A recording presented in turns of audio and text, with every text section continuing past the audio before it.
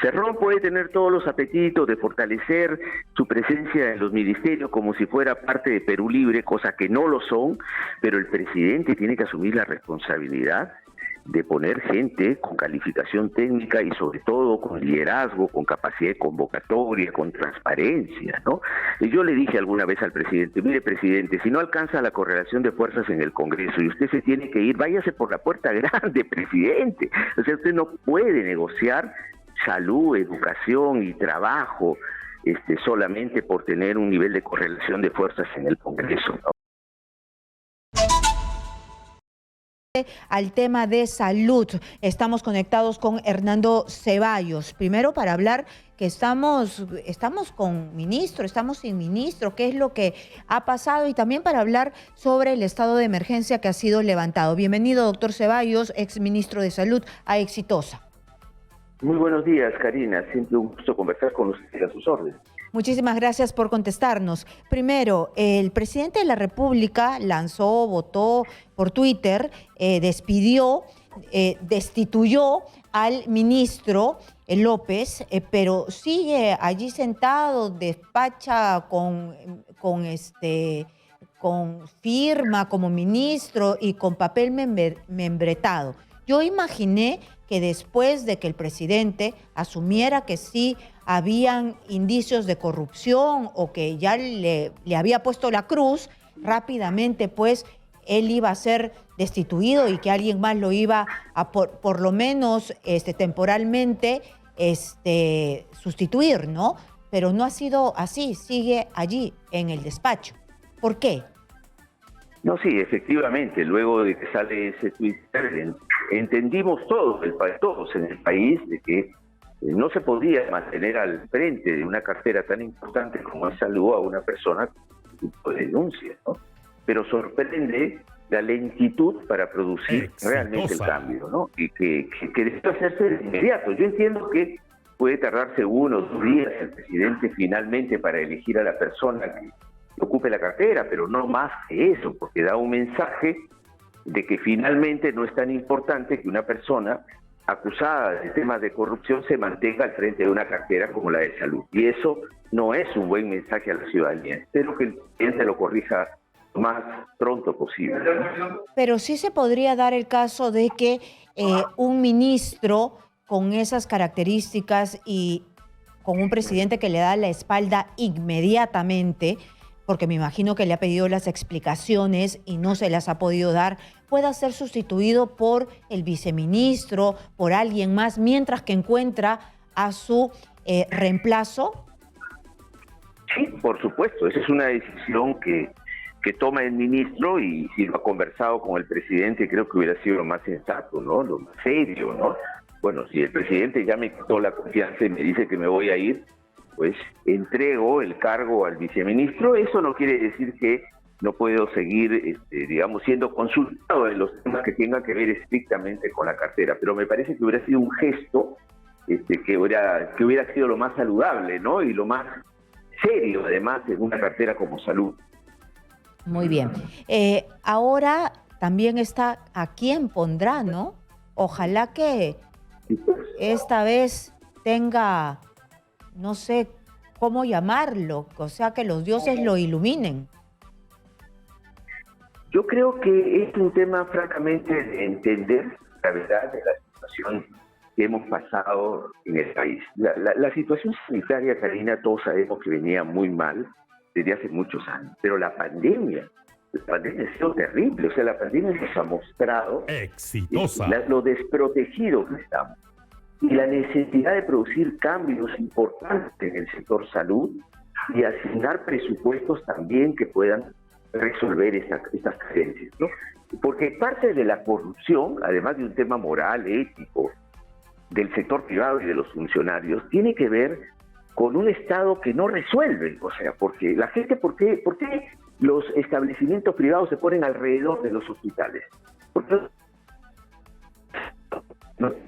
Estamos perdiendo la comunicación. Vamos a tratar de solucionar este tema, por favor, para poderlo escuchar bien. Entiendo que usted me está hablando de los establecimientos privados a raíz de esta denuncia que hemos conocido todo. ¿Por qué clínicas privadas como la del doctor Quito se ponen alrededor de los hospitales? Porque los hospitales tienen todos los aparatos en mal estado. Entonces salen y tienen que hacer las tomografías, los rayos X en este tipo de clínicas. Pero doctor, esto ya parece un amarrado, ¿no? ¿No mandan a arreglar los aparatos para que los otros se hagan ricos?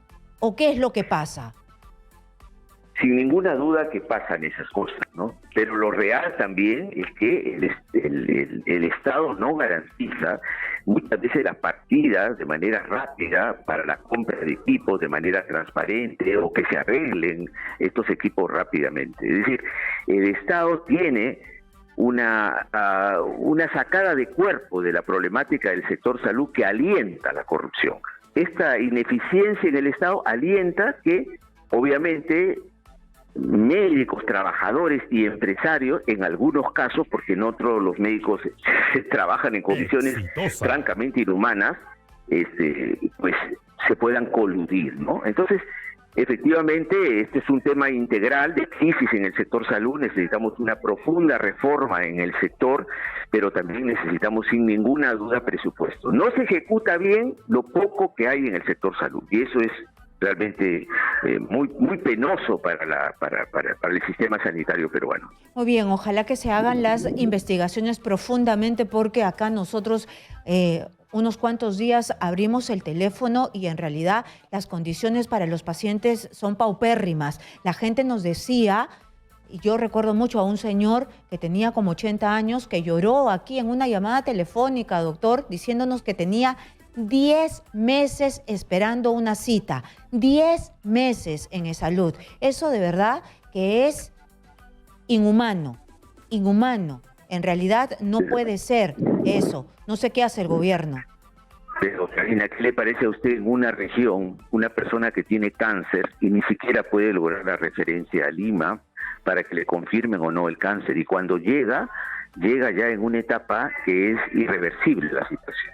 No, ese es nuestro país. Y se muere. No, pero ¿qué se hace? ¿no? Mire, casi no le puedo reclamar a usted porque usted estaba en plena pandemia y qué podía hacer sino ocuparse de la pandemia.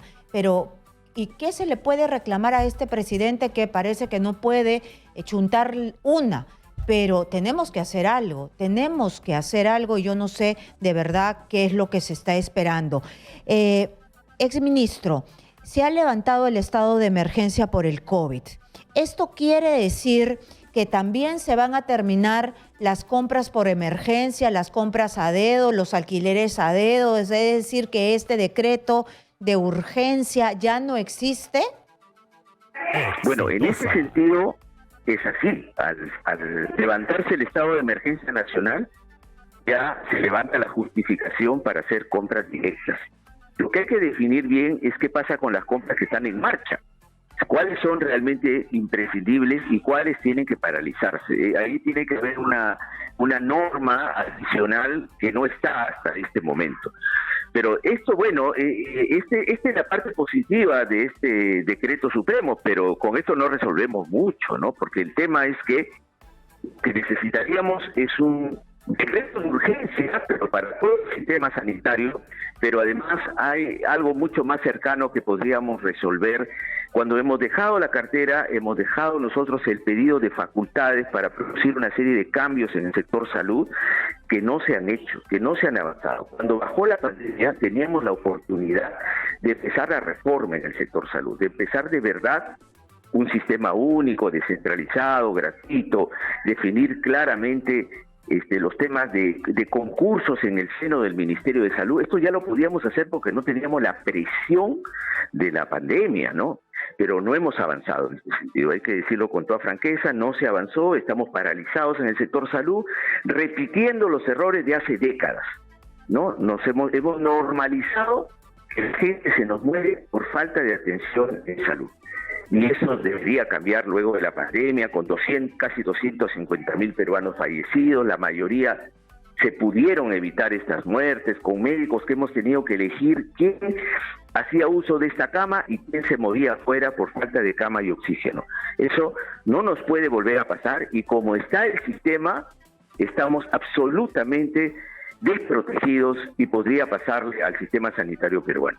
Nuevamente, le podría pasar nuevamente, eso es lo que usted está diciendo.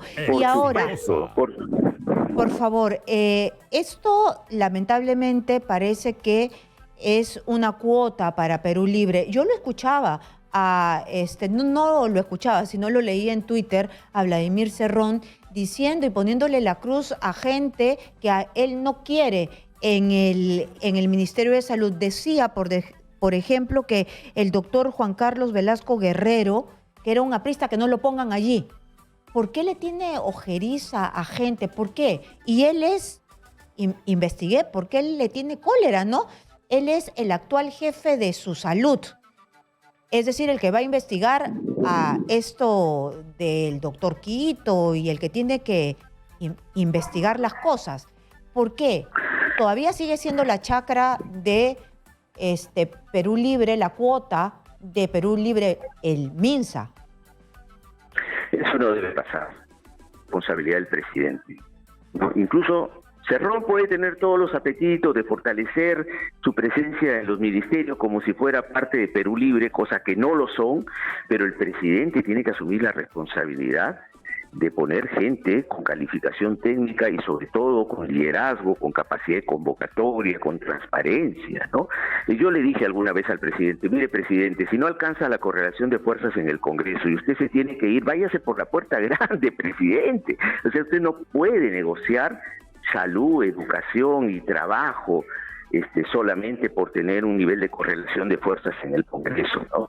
Eso no es correcto y no es parte de la esperanza de los que apostamos por usted, presidente, y los millones que lo votaron, ¿no?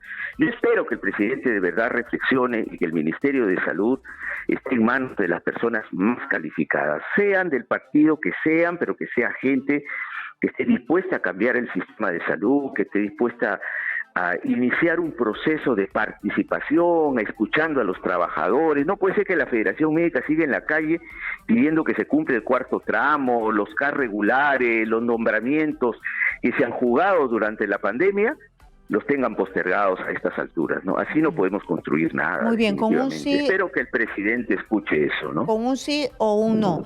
¿Ya se desilusionó del presidente de la República con todas estas denuncias?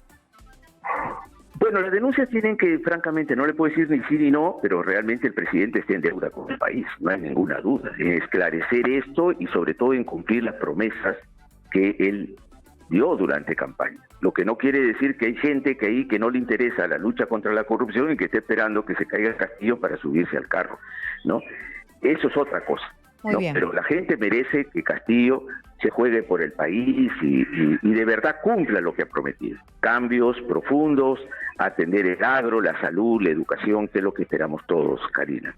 Muy bien, muchas gracias. Ha estado con nosotros Hernando Ceballos, ex